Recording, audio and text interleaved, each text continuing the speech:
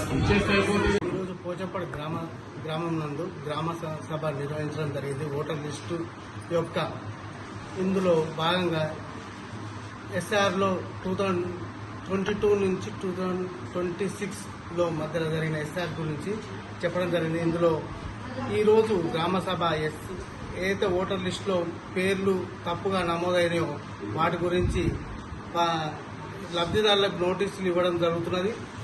దానికి మా యొక్క బిఎల్ఓస్కు నోటీసులు అందజేసింది. ఈరోజు గ్రామ సభలో తీర్మానం ప్రవేశపెట్టి అటు లబ్ధిదారుల యొక్క తప్పులను చూడవలసిందిగా కోరుతున్నాం.